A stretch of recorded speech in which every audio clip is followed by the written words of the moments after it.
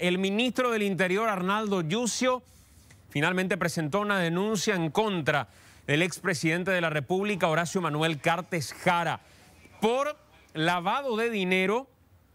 enriquecimiento ilícito y declaración falsa. Lo que indudablemente a todos nos llamó la atención es que esta denuncia no la presentó ante el Ministerio Público, que es el órgano, junto a la Policía Nacional, encargado de recibir las denuncias penales, pero en este caso para una investigación es el Ministerio Público, sino que ante la Secretaría de Prevención de Lavado de Dinero. Dio sus razones, dio sus motivos, pero de todos modos, ya lo vamos a escuchar en breve. Este es el documento que Arnaldo Yucio presentó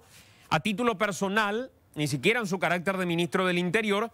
ante la Secretaría de Prevención de Lavado de Dinero. En este documento lo que hace referencia es a cuentas bancarias en la declaración jurada consignadas del expresidente de la República, Horacio Cartes, e inconsistencias que él cree presentan estas declaraciones, por lo que pide también probablemente un análisis y un examen de correspondencia. En ese análisis de cuentas en efectivo, él hace referencia que es llamativa la situación, no sabe si no preguntamos por qué una persona con fácil acceso al sistema bancario, principal cabeza de una organización que posee un banco dentro de su estructura y diversas cuentas, no utiliza el sistema bancario para ello.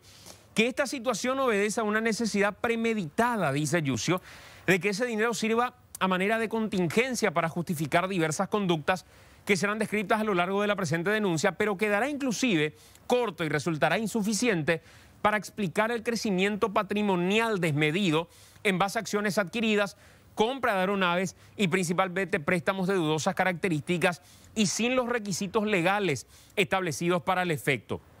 Es un preámbulo de una denuncia que tiene 30 páginas en total y que sigue diciendo en partes que el señor Horacio Cartes, al no estar inscrito, registrado y regulado como prestamista o intermediario financiero, no estuvo obligado a cumplir en ninguno de los casos con los deberes inherentes a los sujetos obligados en el Sistema Nacional Antilavado de Dinero y contra el financiamiento del terrorismo, por lo que cada una de las operaciones de préstamo mencionadas en las declaraciones juradas de bienes deberían ser consideradas como alertas, analizadas y reportadas. Ante este punto ya algunos mencionan que al otorgar préstamos sin intereses no califica como una de las personas que debería de alguna u otra manera inscribirse como prestamista formalmente. Ya evidentemente en parte de las objeciones a esto que también vamos a escuchar, además de la explicación del ministro Yucio. Además, otros elementos que, por ejemplo, pregunta de dónde sale el dinero para realizar estos préstamos, cómo realizan estos préstamos, si son realizados en efectivo, si han utilizado el sistema bancario o el sistema financiero con tal finalidad, si fueron generadas las alertas y reportes de operaciones sospechosas y lo más importante, dice él, por qué la mayoría de estos préstamos nunca son cobrados. Ahí menciona Yucio que muy probablemente en realidad sea la intención de coaccionar a las personas que han recibido ese préstamo. Se observan también préstamos realizados a empresas donde él mismo es accionista o dueño y donde en lugar de capitalizar dichos montos y hacerlos definitivos, se confeccionan estos préstamos a la vista y aparentemente sin fecha cierta o que nunca son cobrados, pudiendo ser esta figura un indicio de lavado de dinero. Ahí es donde habla él de esa hipótesis en particular y pone ejemplos. Uno de ellos dice, analizamos el préstamo realizado en las declaraciones juradas de 10.828 millones en 2014 y 25.000 millones en 2018 a la empresa Campos e Invernada S.A., de la cual además tiene acciones por 2.800 millones de guaraníes. El senador de la República, Sergio Daniel Godoy, registra en su declaración de bienes tener acciones de la firma Campos e Invernada S.A. en el año 2018 por un valor de 22.000 millones y en el 2020 por un valor de 26.000 millones, montos similares a los registrados por Horacio Cartes en sus cuentas a cobrar, certificado más arriba, y vale la pena puntualizar, dice él, y relata que el propio senador Sergio Godoy es quien confiesa esta situación en una entrevista al programa radial El Cabeza No Traiciona por Radio Monumental, donde confirmó que en el 2009 se asoció con Horacio Cartes y obtuvo un préstamo personal en calidad de amistad para este emprendimiento ganadero. Toma ese elemento el ministro Arnaldo Yucio como para incluir también dentro de lo que él considera debe investigarse Prelat como operaciones sospechosas. Otro de los puntos que también se señala en este documento es que recurriendo a fuentes abiertas hemos notado que el fideicomiso también de una de las empresas dice de esta forma: la operación es una aparente triangulación que se encasilla en una conducta típica de encubrimiento del origen del dinero mediante la creación de una intermediaria financiera que busca el anonimato del verdadero aportante, pero en ambos extremos se encuentran por un lado Horacio Cartes y por el otro el Banco Basa. Simulaciones de operaciones, dice el ministro Arnaldo Yucio. Habla de contrabando, habla de lavado de dinero y dice que el centro y principal motor es la tabacalera del expresidente de la República. Según diversos documentos periodísticos, menciona él, esto sumado a la enorme cantidad de cigarrillos que han sido incautados como contrabando en territorio brasilero e inclusive en países como Argentina, Uruguay, Colombia, México, nos llevan a suponer que la gran cantidad de estos cigarrillos son contrabandeados a otros países usando las permeables fronteras secas con Brasil y la triple frontera para generar las enormes cantidades de ingresos a la empresa y al grupo. Además, la utilización de las rutas brasileras implica la asociación con otros grupos criminales como ser el PCC, Primer Comando Capital, u similares, para moverse mercadería por todo el territorio brasileño, tras lo cual subiría nuevamente de contrabando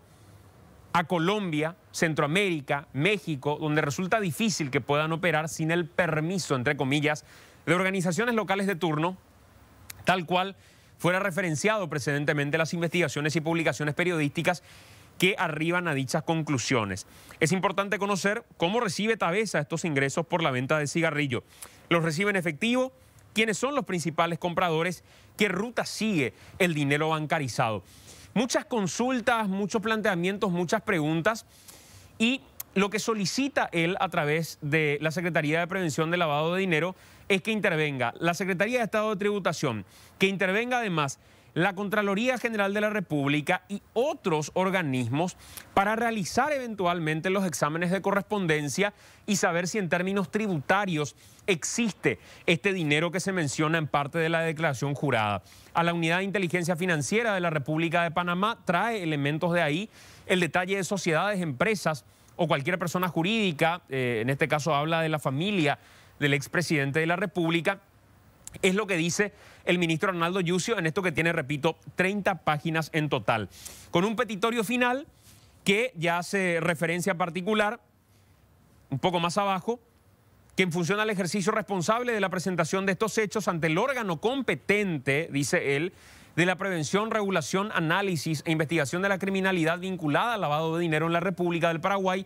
el relato que antecede y que se encuentra sustentado en el análisis y las informaciones accesibles a través de fuentes públicas de información, solicitamos que la máxima autoridad de esta cartera elabore un informe de inteligencia financiera y su oportuna comunicación al Ministerio Público, si corresponde, y a otros organismos administrativos de prevención y control del sistema de lucha contra lavado de activos. Este es el elemento, creo que fundamental, porque todos desde el primer momento hemos observado, Iván, y con sorpresa hemos dicho, ¿por qué el ministro Yucio, si pretende realizar una denuncia seria, recurre a la Secretaría de Prevención de Lavado de Dinero y no al Ministerio Público, que es el órgano al que hay que recurrir y el órgano competente, sobre todo si uno habla de este concurso de supuestos delitos? Ante eso, lo que dice sin responder directamente Arnaldo Yucio es que probablemente la desconfianza en el Ministerio Público, porque supuestamente, dice él, hay un sometimiento a el cartismo, recurre a una institución del Estado probablemente más afín, que es la Secretaría de Prevención de Lavado de Dinero,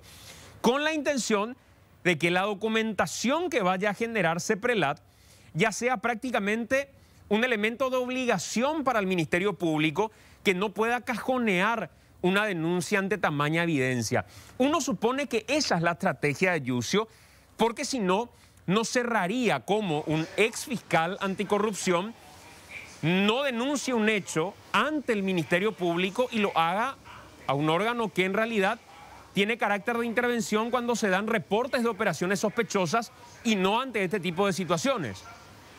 Evidentemente existe cierta desconfianza hacia el Ministerio Público, según los oficialistas manejados por el cartismo y además mencionan que la CEPRELAT es una institución que tiene la potestad de solicitar informes de manera internacional, también en lo que respecta al circuito bancario y eventualmente con toda la información recabada realizar finalmente una denuncia ante el Ministerio Público. También hablaron desde la CEPRELAT e indicaron que no hay un plazo para la presentación de un informe ya al culmen de esta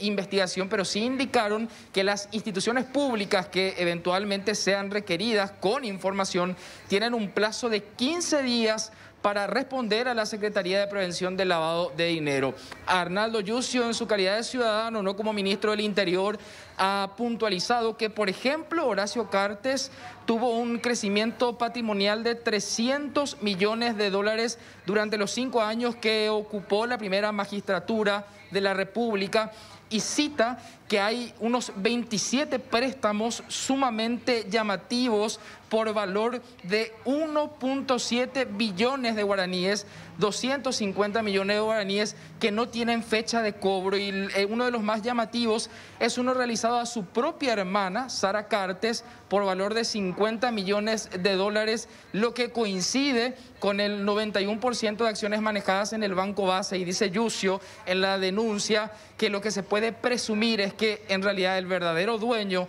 de este banco es Horacio Cartes, y utilizó esta estrategia para que no figure como el principal accionista. Podemos escuchar, sí, Santi, audiencia, lo que decía Arnaldo Yucio esta mañana explicando detalles sobre la denuncia presentada hoy ante la CEPRELAT. Que según él hace fuera del sistema financiero a unos aproximadamente 300 millones de dólares en realidad. A ver qué decía Yucio.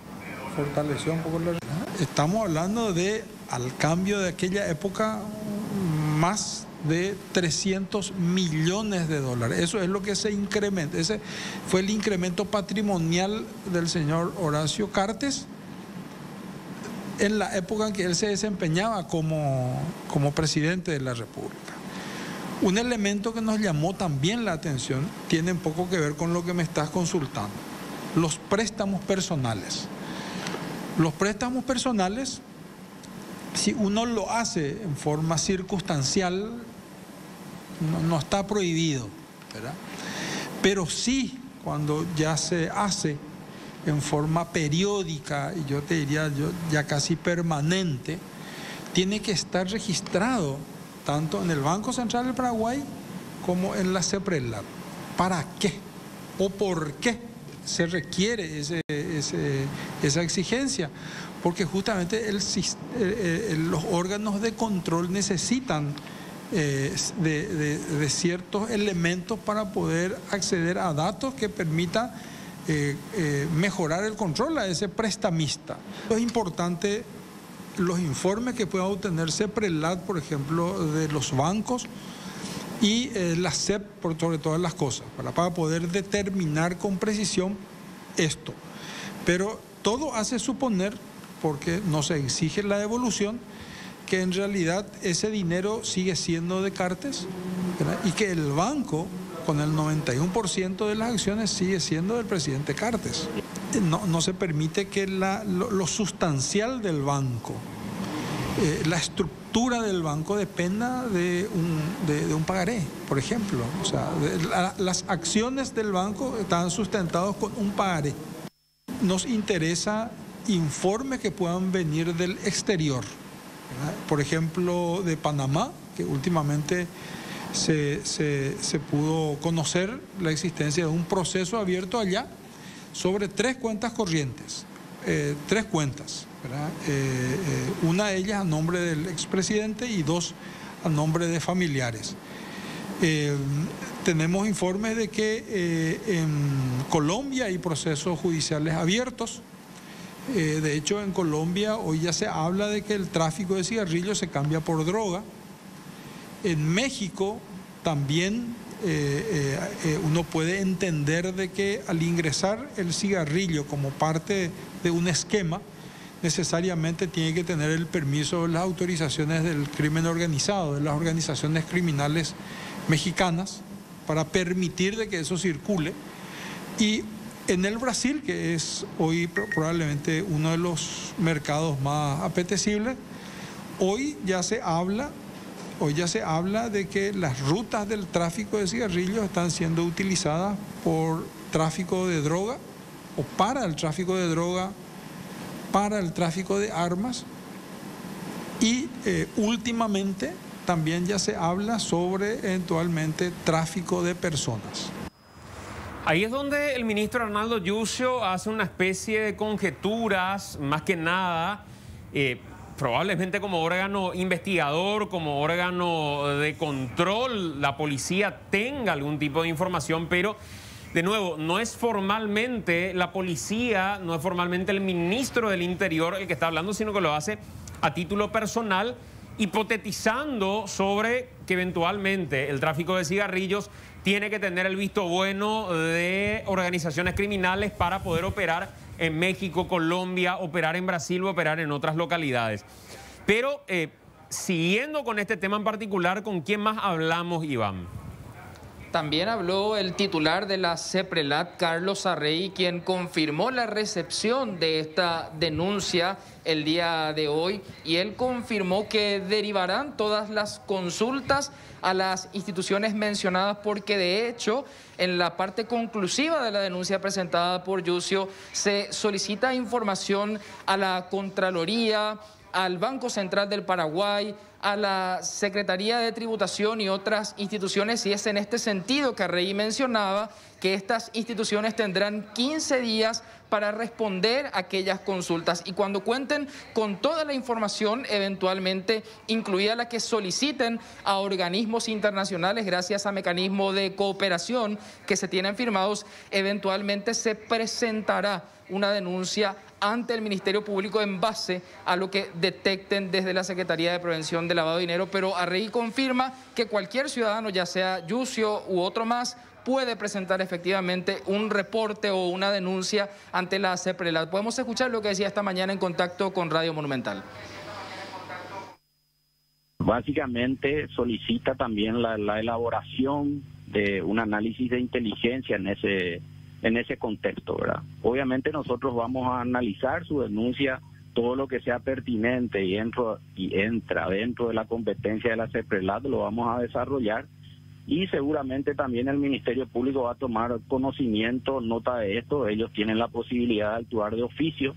Vos sabés como abogado también que es el titular de la acción penal pública, y en numerosos casos sí trabajamos ya con los agentes fiscales, más allá de que se haya iniciado una investigación o la noticia crímenes haya llegado a CEPRELAT a través de una noticia periodística o a través de la propia fiscalía. Este tipo de diligencias, sobre todo en el contexto internacional, se realizan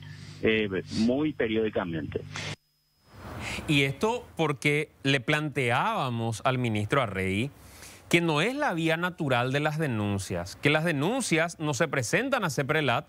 sino que se presentan al Ministerio Público.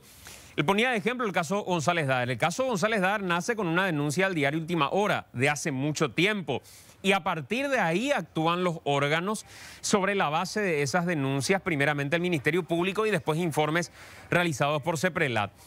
En este caso en particular, para nuestra sorpresa hay que decir, el ministro Arregui nos decía no.